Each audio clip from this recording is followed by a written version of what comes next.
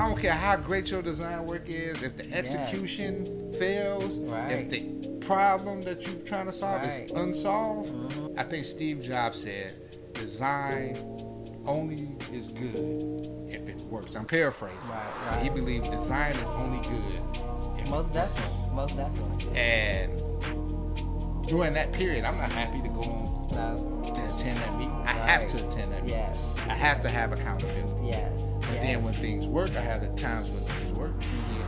You have the times when things are hard. Yes. Then you got the times when it just don't work. I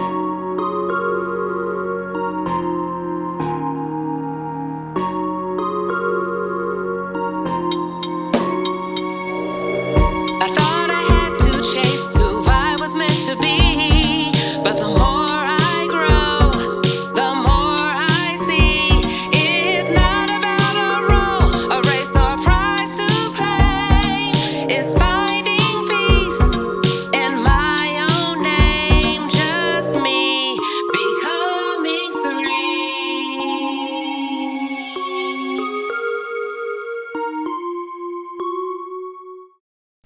Hello, beautiful. Welcome to another episode of Becoming Serene with me, Ruth Southall.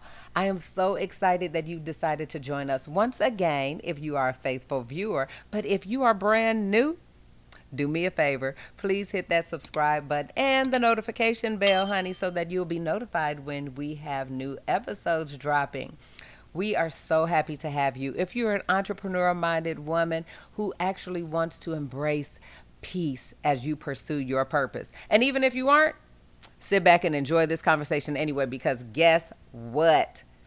I have an oldie but a goodie here sitting next to me who is also frequently requested. It is none other than the creative genius and executive producer, I should say. He just told me to make sure I put executive in front of that producer of Becoming Serene. But he's the creative genius and mind behind TS Design Studio, which has been thriving since the inception, I'm telling you, and which is why I brought him to the couch again. For over 25 years, this man has been building an empire for our family. So welcome no one other than my loving, faithful, amazing husband, TS, also known as Trevell Southall. You like that intro? That was good. Was it better than the last one, or you like the last one better? Last one was better. Last one was better. Cool. All right, Jacob, run that back. This is a continuation of the first one. I was going to say, just play that. Of the first one. I don't want the... This is good. Okay. You're good. So, the reason that I brought you back... I'm talking to you. The reason that I brought you back is because so many people talked about our interview and how much they loved it, and the insight that you brought to entrepreneurship, and just, wow. There goes the other way. Flip it around. Thank you. Thanks for knocking my pillows off. While you over there. This goes this way. That tag is, Anyway, people. Here we go. Welcome to our home. Jesus. Anywho, so I wanted to bring you back so that we can answer some viewers' questions, and then some people just behind the scenes ask me. But I did realize that we didn't continue the conversation as I wanted to. So this may last a bit. We may have to break this up. We'll see. It depends on how you answer, because you are learning to answer more precisely, as you put it. Like, because, you've had time. You've had time. Okay. All right, honey, you ready? Let's do this. All right. So we are now in 2025, just for reference for the future. And the state of our current economy is pretty unsure and unsettling. And a lot of people are running helter-skelter. I'll put it like that. So how would you define being positioned well? But wait, because this is a faith show, a show of faith, faith-based, I'll say. How would you say being positioned well spiritually, mentally and even practically as a business owner? How does that look? Okay. Well, when times like this, when you thinking of like financial, being scared of your finances and not sure what's going to happen. If you go back, even when I started the business, we always been in like a panic mode. Yeah, pretty much. You know what I'm saying? So it wasn't like, we was thriving so much that, we had so much security, True. But for business owners, because we are becoming more financially educated, we are running more businesses and stuff like that. So now we do have some things we need to secure. For one, stay prayed up. And what is being prayed up? Stay prayed up. Well, what does that mean? You have to go in knowing everything is just a season. If you go back to even in 2007, 2008, that hit everybody by storm. This is nothing like that. At least I was about to say, some people feel that way. Yeah, but that hit so fast that stuff was just crumbling. And we literally saw people having to sell their houses or just leaving their houses. Right. Business, and me, I saw firsthand. Business was just shutting down immediately, losing contracts. And then you just go back 4 years ago with COVID. I remember being on the phone and everybody was canceling out. Yes. And it was a situation that a lot of my work that I was getting was revolved around events. And so literally I'm on the phone, we trying to restructure one event. I get calls, that's just been canceled. Oh, the speaker for this, the main speaker, he can't travel, so we got to cancel. I'm like, I remember. Oh man, my big shows, what are we going to do? And so that's just one of those things you have to stay focused. Because they always say with pressure, you're going to do two things. You're going to either fold or you're going to focus. That's right. So I always tell people, pick one. And if you choose to be focused, stand on that. And a lot of people, give you the general answers. I can be all day, focus. But then when things are falling apart and things are burning, it's kind of hard to tell people to do that. So I was like, what I like to do is always have that in the back of your head, like some type of survival mode. Don't get comfortable. I love that. If you find yourself in your business just comfortable and everything is going right, shake something up so that you can always have that feeling of, Give me an example of that. What do you mean by shake? So, say like in our business, the accounts are coming in, everything's going right, and opportunity come in. Usually an investment opportunity. I have an opportunity to get more equipment. I got an opportunity to hire somebody that I always was wanting, but it probably won't benefit me today. It probably won't benefit me for like 2 years from now. I invest in it. Now I'm pulling money from the business, and this is a risk, so that I can grow my business. But I'm still getting that feeling of, if this don't work, I'm going to hurt the business. Right. But if it works, it's going to grow. Same when it comes to some tragedy. Prepare your business for something to happen. That at least keep your business going for at least 6 months. So basically in the what ifs? Pretty much. Okay. Like I got a thing here, like personally, I always know, and I've been doing this since I started the business, I will always try to save for 4 to 5 months ahead.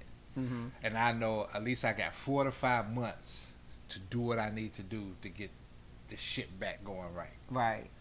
So put aside, if you can, and make that your goal, is to put aside at least 4 to 5 months of survival mode money for your business and personally. I like that. Hello, beautiful. I am so glad that you have decided to watch another episode of Becoming Serene. We cannot do this without you, but I need you to subscribe now. Not just subscribe, hit that notification bell, and share your favorite episode with one of your friends, because we want to grow our community and we cannot do it without you. Thank you so much. And until next time, always stay serene. what type of mindset would you say separates those who are literally thriving instead of those who are barely surviving? You know what? You know what? What's the mindset? All right, so you talk about mindset. So, some people, because I don't know, depending on the situation, the mindset is always a struggling mindset. Mm-hmm. They can be doing well or have the potential to grow, but because they know how to survive and struggle, right, they don't know what it means for progress. Mm-hmm. They only know, some people just know how to put out a fire. Right. So sometimes they can create a fire, mm-hmm. or just stay complacent. Yes. Because they don't know what growth means. They haven't mm-hmm. been around people growing. They always around people trying to make. So then, in that case, then what would you suggest to them then? And let's go ahead and identify it. Let's be real, because some people may listen to this or watch this and just go, "Whoo, I'm glad that's not me." But dang, why are things never right for me? Yeah. And then they are straight in the black, like you said. They are thriving, but it's not thriving to them. So some people just ain't lucky. No. Oh my God. Some people just shouldn't even be entrepreneurs. They just suck. Is that your joke of the evening? That's my joke of the evening. You said you're gonna crash. No, I think if you're in a position and you made it to a certain level mm-hmm. in your business, man, you got to go in knowing it's going to be some hard times. Mm-hmm. And what's a certain level meaning? Because, see, you have 25 years in this game. I'm like, there are people that's like, so say, for example, you're first starting. So that's let's put it this way. Mm-hmm. So, yeah, you're right. So let's put it like this. You're a new business. Be prepared for some storms. Be prepared for some sacrifices. Be prepared that you ain't going to get a check mm-hmm. every 2 weeks mm-hmm. or a month. You probably won't see a check for 3 months. Or you probably just going to be, pulling from one account to another, cover another. Then you got to cover some personal stuff. So be prepared for uncertainty. So many people go in, they think entrepreneur, the struggle is probably going to be temporary. Mm-hmm. Not long. Mm-hmm. You don't know how long before when you plant that seed that you're going to have your harvest. You don't know. And I'm going to be honest with you. In business, you have your highs and lows. Most definitely. It's hard work. Mm-hmm. And you just got to have a mindset that I'm a winner. You got to tell yourself, look at it as competition. That's why sports is good mm-hmm. when you're young, to learn how to maneuver, understand plays. Maneuver. The maneuver. Certain words I can't pronounce. You got to know how to make moves. There you go. Just use the definition. Yeah, you got to know how to make moves. So like in sports, you know what I'm saying? You ain't going to win every game. Right. You know what I'm saying? You're going to lose, but you're going to come back and play again? Exactly. And you'd be surprised how many people, man, they quit before they even start. Most definitely. Especially like you beginning business. This is the main thing. And I've seen this time and time again. We see some people who for 10 or 15 years, they've been used to getting a check. Mm-hmm. So even if the company going bad, they know in those 2 or twice a month, they're going to get a check. Right. They program with that. Mm-hmm. And it's usually the owners of the company that got to deal with all the stress, keeping the clients and stuff coming in. So when I see that person, I always ask them, how long you been working on your job? They be like, well, I'm leaving my job for 15, 20 years, and I'm taking my retirement money. I'm going to start my own business. I be like, ooh. Sometimes I be like, ooh, you comfortable. You don't know what it mean to go 3-4 months. Don't get paid, or got to move around money. That's true. Or you got in other investments and stuff, you probably got a pension. Mm-hmm. And one of your options is, I got to pull money from my pension to keep this business alive. And you're not sure if that business is going to work. Right. So everything becomes a serious risk. Like for me, I started in my early 20s. Mm-hmm. So, I could take a lot of risks and not to lose. I ain't had no kids. Could you? You were married. I know, but you was working. Could we? But I wasn't contributing like. Yeah, that's true. It was a risk too. But that was the only time. See, I looked at it like this. This is what my mind was. Like you, I mean, worst come to worst, lose everything, you leave me. I gotta start all over. That is not how you were thinking. I don't even believe you are saying this. My wife leave me. What is wrong with Oops. you? Oops. Start over. And then I'd be like, hey, I'm still in my 20s. I could go at this one more time to see if I can get it right. That's how you felt. But see, think That's about not how you felt. If you have kids, though. You the one who said we want these children. I know I did. I really wanted some kids. So I'm glad you brought up the past and how you've handled the navigation through multiple decades. Congratulations. Kudos to you. You the man. Because not only did you start a business, you started a business in a field in which you did not know anything. That's not what you studied in school. Let's be clear, people. Yeah. I'm just gonna go on and pull the plug and just tell the truth. This is a truth-telling show. This is not what you studied in school. People go to school now to do what you have been doing for over 20 years, but you're self-taught. And how on earth did you stay with it? Because how did you even know that you would enjoy it enough that you can't stop doing it? Like, I literally have to stop you from working every day. So here's the crazy part. I always did graphics, but that was a minor. That wasn't a major because I was always told you, black people, we don't do advertising. Right. You know what I'm saying? The closest thing I knew about advertising was the movie Boomerang. Right, yes. And that was just like a 1990 that was and that was just cool to watch. Like, oh, this is Eddie Murphy. This is show is cool. Yeah. But I always look around and be like, man, somebody doing this, but they were like, they ain't hiring black people to do this stuff because we was ignorant. We didn't know black forms. I didn't know about the Burrells back in the day. Right. I didn't know none of that. And so I just stuck with the interiors and design. And just thinking you had to go to architectural, right? Like you were told. Was painting, I'd be like JJ, hope I do an art show or something. My God.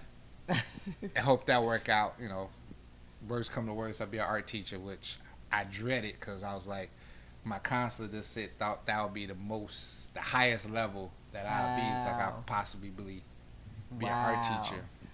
But art teachers are amazing. We're not saying that, but they were saying that's the ceiling for you. Yeah, nor did you you even though you did teach art, it still wasn't. You were excited about it. Yeah. So what happened is when I was in school, I used to do the graphics for the different parties we used to throw because I used to be part of the BCC. Now we threw parties, so I did the graphics and stuff for that, and I just saw the impact of that. And it was a process. See, back then, you had to design it. That's when Adobe and stuff was primarily pretty new. And then we had to go to the school Kinko's. That's back when it was still Kinko's. Right. I used to I had to slice up the stuff myself. Here we go. Going to L. Thinking he just going so hard. Boom, like party. He swear this is a movie. You know what I'm saying? So I knew, I was like, hey, if I had some type of impact like this, it can work. And so even, once I started to do the corporate stuff in interior design, I really didn't like that, I don't recall you ever being passionate about going to work. Nah. Like, no. At all. No. And, then I took that CAD course, and that was at a junior college. That wasn't even at the university. I just took it because I was working at the firm. I saw them with the computer there. And for some strange reason, I just really picked up on the computer very, very well. Like if I get a piece of software, I'll see somebody do something, I can do it. I was like, oh, this is cool. Because even when I did that class, and even when I was working in school with the Adobe, I was picking up the stuff on the computer really, really fast. Right. And I think it was before we moved into our house. No, it was right when we moved in the house I met Elijah. And this is when, of course, we had the studio. And, I was like, I wanted to do my thing. And this is around the time I left corporate. I didn't know what I was doing. Right. Right. That's said nothing but a faith walk. But like I said, I understood the computer, and software started getting better. And I was like, hey, I can do my design stuff on a computer. This is cool. And I'm picking it up. I was like, that was just a gift, you know. I'm so glad you're mentioning this. Two things you mentioned, and I'm going to touch on both of them because thinking about our conversation, I said I want to talk to you about one of the things that I'm extremely passionate about, and that is using skills you already have and transferring them to doing something else, especially for yourself. So you already said you noticed at work in corporate, which you were comfortable and you had room for growth. I mean, you were being mentored by the best and everything, but we know that it was going to be according to when they wanted to promote you, and you have to, you know, fight and fuss. And like you said, you weren't even loving the job or the position necessarily. And I don't know what I was thinking. I was like, you know, as long as you work, I don't care what you do. So that's one thing. How would you basically encourage someone to use their transferable skills to do something that they actually, may actually fall in love with? And then two, we're going to talk about that collaboration and building relationships to actually, you know, promote yourself. Because basically, you are your own boss. You're the boss and the employee. So I know we've never had this conversation before, so I'm loving you share. Like, we've been married 26 years. This is the first time I've ever heard you say that using the software and everything at work and then taking that class, you're like, oh, this comes easy to me. I've never heard you say anything like that. So it did transfer into you wanting to study that process and everything. And it wasn't even necessarily a class. You were like, okay, let me find some stuff, books and websites and all that. So it's funny that you say this, because one thing about corporate is, and this is why it's so important of representation, that you see somebody that looks like you doing way better than you. Because when I saw Lamar, that's true. And I just asked him a bunch of questions. Because I see him with the suits. He was just doing meetings, but he was my boss. And I finally got to talk to him because he was hearing impaired too. And I was just like, how did you get in this position? He told me the story how they bought him out, and they bought his clients. And I was like, how did you do that? And he was just walking me through sharing this information. And I was like, he was clean cut, real looking guy. Then remember he invited us out? I saw his wife, and I was just like, man, I kind of saw my future. Like, if he can do it, that's how my mind was always. If I see somebody, I don't know, it's just. That's exactly what you're supposed to do. And I was like, if he can do it, I can do it. And that just showed. I'm so glad you said that. I just never seen nobody at that caliber, because he even told me how much they bought him out for. And I was like, amazing. Oh my God. And his wife had nerve to be a doctor. And his wife was a doctor. So he had a real smart, beautiful wife. And I was like, same here. You do too. So when we went out to that party, and we was young, and it was like, okay, I can do. I was like, we're supposed to be here. And so my drive was, even when I was there, I always played with their software, their computers, because they was downtown office. They were getting into 3D studios. So I stay after work late, just play around with the software. And I was like, oh, I really understand this. And of course, I couldn't afford none of this stuff. So I would stick around, and I was like, well, I think I'm getting this. And then, lo and behold, I just couldn't be there no more. Even when I walked off, took any job. I think I started working with my sister just so I can, because I was really feeling the graphics thing. Because I was working with their software there, I started really getting even better doing the Adobe. And I was like, oh man, my artwork is really looking good on this computer, because, you know, with software, they keep upgrading. And I was like, you get a crossroad, because I'm like, well, I'm going to this 9 to 5, and I'm doing these side graphics. So I was like, that voice in their head be like, you can do this. You know, then I used to try to talk myself out. So that's when I took the job with my sister and her husband at the time, just so I can, you know, be doing my graphics, but still be getting a check over here. So basically you had a desire, you already felt uneasy where you were, and it's probably just whispering quiet prayers, like people say, like, man, I wish I had a way out, and I need another opportunity to be able to work what it is that I want to develop, because you still didn't know what it was. Like, you still didn't know. Was. And I think I did something spontaneous. I just, I think I came home and did I tell you I was gonna leave, or did I just do it? Oh no, I'm pretty sure you told me. And I remember when I went to them, and I was like, hey, I'm gonna quit. I'm just gonna try something different. And the guy, my mom was like, I tell you what, I'm gonna leave it open for you. I'll call you in 6 months, and if ain't nothing popping off for you in 6 months, I'm gonna welcome you back. Love it. And in my head, it just took me back to that guidance counselor when I was telling him what I wanted to do, and he just said, well, you might want to be an art teacher. And I just really like, man, I can. Why does no one believe in me? Yeah, like, I can do better. You know what I'm saying?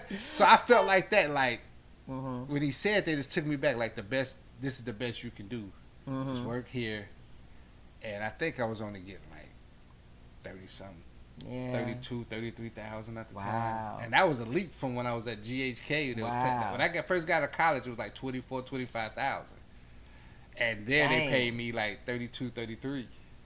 You know what I'm saying? That's interesting. Yeah, it wasn't a lot. You know what I'm saying? It's interesting because of how much I was getting paid. But okay. So how would you describe your, I'm going to call them resilient business habits? Like from starting off and let's say leaping 5 years, what habits did you develop that kept you like in the game? All right, so you ever been in an interview when they say where you see yourself in the next 5 years? Of course, I ask people that all the time. Yeah. Me, I used to be an asshole. Excuse my language, but I used to be a butthole about that. Because anytime I was in a job interview, they asked me that, I would literally say, what's your position here? That's what you're supposed to. And if they tell me that they going to be my manager or something, I'd be like, well, I would want your job. I'll be totally honest. That's what you're supposed to do. Yeah. I tell my students. And then I remember one guy was like, why would you want my job? I was like, well, you say in 5 years, right. You're in a higher position, and I'm pretty sure you'll be in a different position. Right. And he was like, oh, that's a pretty good answer. Yeah. And so yeah, I mean. No, that's a great answer. I tell my students that's what they should aspire. They should. But when I also, you know what else I tell my students when they ask them, do you have any questions for me? I said, don't ever ask something crazy like how much I get paid and this, that, and the other.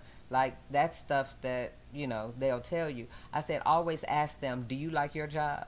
Yeah. Do you like even coming here? Because I don't even want to be here. Let's be clear. I don't want to work here and you don't even like your job. Like, tell me about your job. What's wonderful and rewarding for you? And one thing Lamar told me, and it always sticks with me, because everybody will go into a job or go into entrepreneurship so that their life can be better.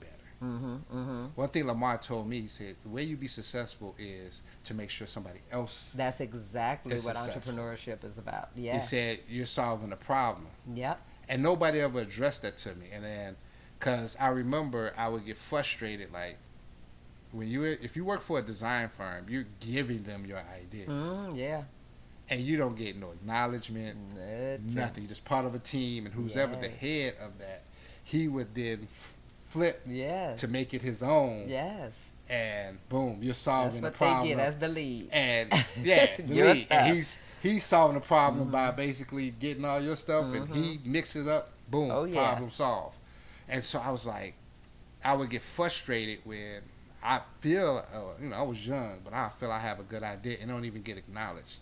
Oh. So when I started doing side jobs and I started putting stuff together and they started to work, you just don't know how that was. There you go. See. It wasn't about the money. No. It was just like, boom, I did this. You're acknowledged. And I finally, when it came to work, experienced happiness. Oh. And this is what I mean by that. People think you're supposed to have that feeling of happiness all the time. Right. When you're going through the problem-solving mode, that's the worst. Right. You're going to feel some pain, struggle, frustration. You're going to be pissed off. Then while you're solving the problem, you're not getting paid. True. Or a lot of times you got half, or sometimes it got to be extended. You know, so until you work out the problem and get a client what they want, you ain't gonna get that final payment. So you got to go through all that. But once everybody's satisfied, you know what I'm saying? You give that client the representation that they supposed to have. Boom. Now you get that feeling of happiness. That's satisfaction. That satisfaction right there. And to like me, when it comes to business, that's where happiness comes from. Like, oh, do you feel like getting up for work? Well, when I'm in grind mode, no, but I have to. Right. To get that feeling back again. You know, today gonna be the day we in grind mode. Or you get a client that's pissed off. Sales are low. Yeah. This is not working. You know, it was a situation other day on the Other phone. day, I was telling I know. you. Oh, I don't care how great your design work is. If the execution fails, if the problem that you're trying to solve is unsolved, I think Steve Jobs said, design only is good if it works. I'm paraphrasing. Right. But he believed design is only good if Most it definitely. works. Most definitely. And during that period, I'm not happy to go on to attend that meeting. I have to attend that meeting. Yes. I have to have accountability. Yes. But then when things work, I have the times when things work. You have the times when things are hard. Yes. Then you got times when it just don't work. I'm going to tell you something while you're right there. We're going to stick a pin in what I'm going to bring up next. But I want to tell you something I probably have never told you. But the moments that I'm most proud of you are not when, you know, you're posting something like, oh, we knocked it out the park again and we're designing for this group and this company again and we have this and everything. It's when you bring up the hard meetings and the hard conversations that you've had and you've told people, I'm sorry you weren't pleased. I'm going to give you your money back, but then you leave on good terms. Your integrity speaks volumes to me. Like, I don't even know anybody who's more integral. I honestly do not. I don't, because it's those times that I know I'm like, oh yeah, we good. I know God is going to honor that because you do. You go in the hard meetings. Baby, they have to find me. You know I be under a rock. And I get that a lot of people say to me, but like, boy, you tell the truth. Well, you man, do. And then like I get a lot of my clients, they say, hey, you know, one thing we like about you, you pick up the phone. I'm like, yes. One thing I do know, because I hate this, if I'm calling, you know, my contractors and I'm calling my people, and I know that they're around, and I know I know they frustrated trying to figure stuff out, and they can't deal with probably my frustration. Hey, the client want this. I don't care what you're working on. Don't go to sleep. Yes. You know, and they'll probably freak out because the client is freaking out. There's deadlines. And I told you, we do events, so they need stuff. Stuff got to get to the printer. It's a madhouse. And I just know it's a sense of relief if they know I'm right there. Boom. Yes. Okay. You do. And even if something goes horribly wrong, and it has. I will always, this is my line, I will always say it, and I truly mean this when I say it, but like, first off, I would like to take accountability. If anything that I've done that I'm responsible for, I would like to apologize. And I say, before I continue, will you give me the opportunity to fix this? I know. I love that. I love that. And if they say no, I'll be like, hey, thank you so much for the opportunity. You do. And for us to stay on good terms, I would like to give back a portion. Yeah. Or, you know, and that's worked out well. And it's worked out well that, you know, and it don't happen, you know, on the payment back, because a lot of times they know I pay out, but certain things, you know, just to stay on good terms, I'll be like, hey, you know, whatever I got to do so we can keep this right. And a lot of times they be like, oh yeah, sure, you know, and I'll be like, hey, you know, as we move forward, you know, can we try it this way? Yeah, no one can ever say you do bad business. No one can and that's the one thing I do, and this is what I love about working with, even with us, you know, when we get frustrated, we'll tell you what's on our mind. Yes, God.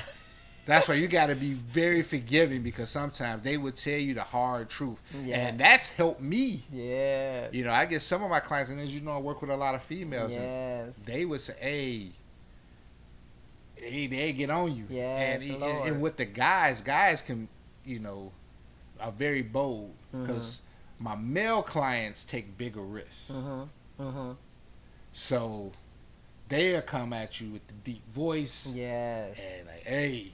Yes. I don't care what you got to do. Right. Yes, you get. Yeah, you can fix it. Yes. Yes. I don't care what you gonna do. Yes. But you gonna get this right. And one thing about it, they're looking at me like, TS, you're not giving me the TS hotness on this one. Right. Yes. And it's a lot of times I'll be like, you know what? I apologize. I presented that to you. I'll be honest with you. I was in a rush. I know we was on a deadline. They was like, you know what? This hit me with something different. And those are the clients I do love that want quality. Yes. Because sometimes when I got old, I just don't take the job. Because some people just want anything. Right. You know, and I'd be like, oh, that's not part of my brand.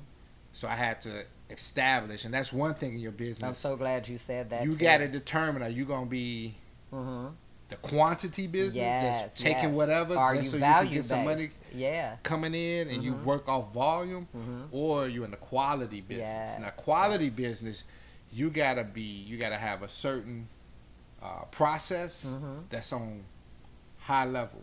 Yes.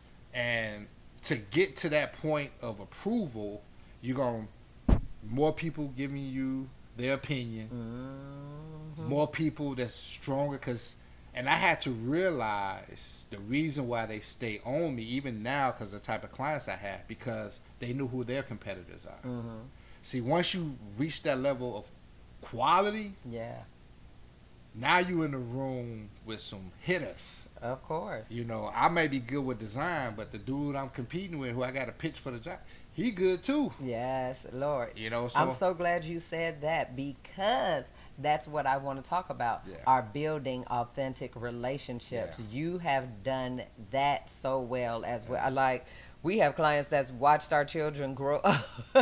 They say it all the time. Like, oh my God, I remember when you were pregnant. And that warms my heart too, because they have longevity and they brought you in and introduced you to people. So these are literally notable creatives and visionaries that they're deep. They're deep in the field and everything. So what would you say sets them apart, even from, you know, not necessarily fly-by-nights, but even other people that, you know, they want to walk the walk but not necessarily talk the talk? Here's the most important thing.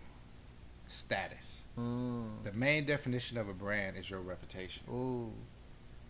They care about their name. Ooh, true. They don't want nobody saying that they cheat. Yes. They don't want nobody say they do things half-assed. Yes. They want to make sure they set a mark. Yes. When they step into the room, they want to be the one being interviewed. They want to be the one, you know, that sets the mark. When you think of them, you think of excellence. And that's what I love, even that living word. They even got to hang it up. Excellence. Yes. And like I told you, when I sat down with Sister Mary, that's the first time excellence was brought up to me. She was like, you know, we'll pay your costs, this, and the other. I know you're good, but see, the work you deliver here has to be excellent. That's right. I was like, ooh. I love it. What do you mean by that? No, I'm literally in there. I've been in the game for like 10 years, and I'm like, she said I was good. What she mean by excellence? What is this about?